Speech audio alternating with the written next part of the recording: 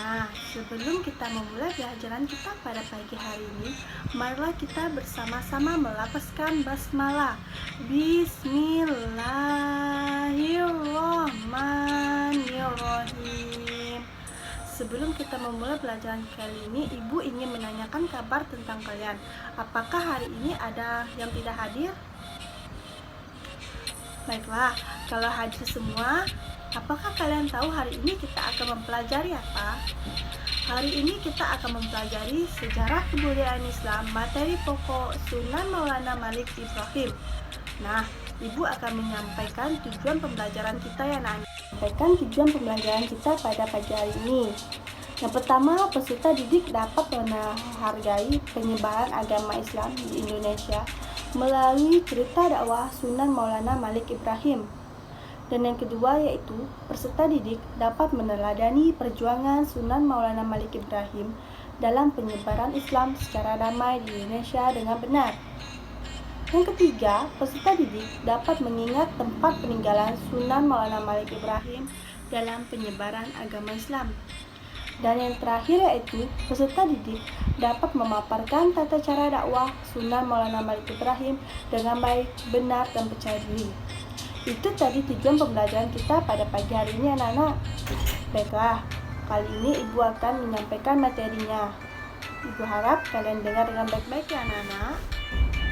Nah, yang pertama kita akan mempelajari asal-usul Sunan Maulana Malik Ibrahim. Gresik atau Sunan Gresik atau Maulana Malik Ibrahim merupakan ulama keturunan Arab yang lahir di Samarkand, Uzbekistan, Asia Tengah abad ke-14. Tidak diketahui secara pasti asal-usulnya, tapi beberapa catatan sejarah menyebut ia keturunan pembesar dari Cahpa. Kemudian ada yang mengatakan Malik Ibrahim berasal dari Arab. Gresik adalah sebuah daerah di Provinsi Jawa Timur, yang mana dikenal sebagai salah satu daerah industri utama di Jawa Timur. Ibrahim dan Ishak adalah anak dari seorang ulama Persia bernama Maulana Zumaidi Kubro yang menetap di Samarkand.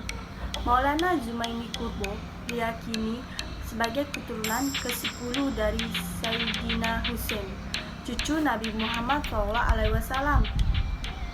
Nah, sifatnya lemah lembut, welas asih, dan ramah tamah kepada semua orang, baik sesama muslim atau dengan non-muslim, membuatnya terkenal sebagai tokoh masyarakat yang disegani dan dihormati. Kepribadiannya yang baik itulah yang menarik hati penduduk setempat, hingga mereka berbondong-bondong masuk agama Islam dengan sukarela dan menjadi pengikut beliau yang setia. Dalam dakwah, menggunakan cara yang bijaksana dan strategi yang tepat berdasarkan ajaran Al-Quran, yaitu yang berbunyi, hendaklah engkau ajak ke jalan Tuhanmu dengan hikmah atau kebijaksanaan dan dengan petunjuk-petunjuk yang baik, serta ajaklah mereka berdialog, bertukar pikiran dengan cara yang sebaik-baiknya. Quran Surah An-Nahl ayat 125. Maulana Malik Ibrahim disebut bermukim di Champa. Dalam legenda disebut sebagai negeri cermain atau cermin. Nah, selama 13 tahun ia menikahi putri raja yang memberinya 2 putra, yaitu Raden Rahmat atau Sunan Ampel dan Said Ali Muntada atau Raden Santri.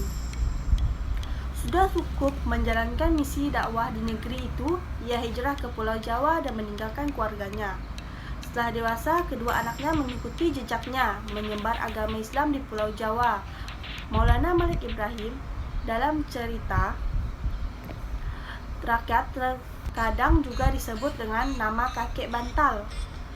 Ia mengajarkan cara-cara baru bercocok tanam. Ia merangkul masyarakat bawah dan berhasil dalam misinya mencari tempat di hati masyarakat sekitar yang ketika itu tengah dilanda krisis ekonomi dan perang saudara. Selain itu, ia juga sering mengobati masyarakat sekitar tanpa biaya. Nah, sebagai tabib, Diceritakan bahwa ia pernah diundang untuk mengamati istri raja yang berasal dari Campa. Besar kemungkinan permaisuri tersebut masih kerabat istrinya.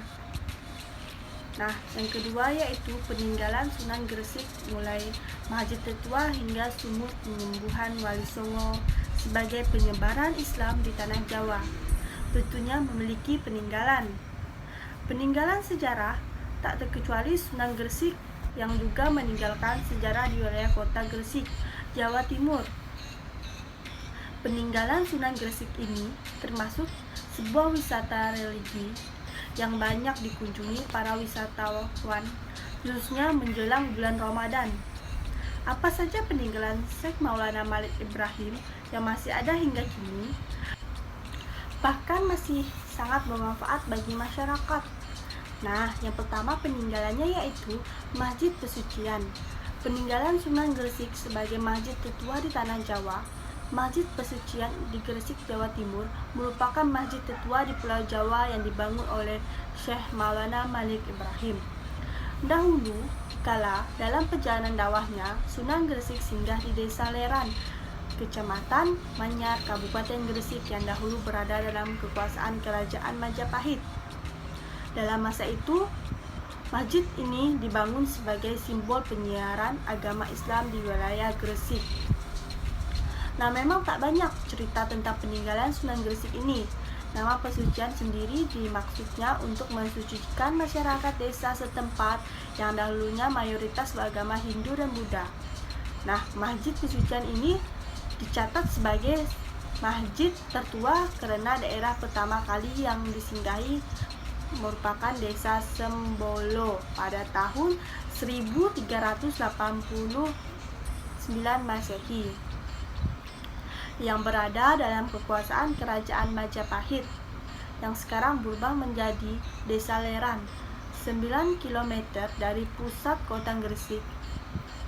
Di sisi utara Masjid Pesucian sampai kini masih ditemukan bebatuan arsenik peninggalan masa kerajaan Masjid Pesucian.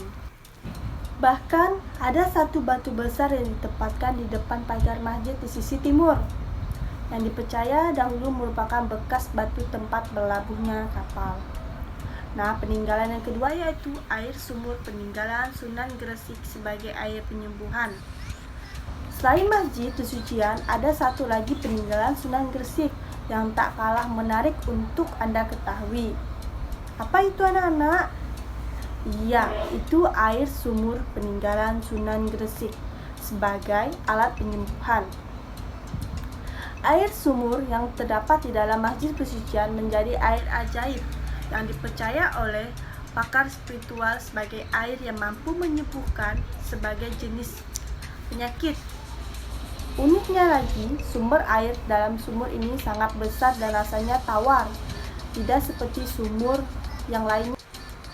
Peninggalan Sunan Gresik ini begitu ajaib karena pernah suatu ketika ada seseorang berasal dari Gresik yang mengalami sakit fisik dan sudah lama ia menderita.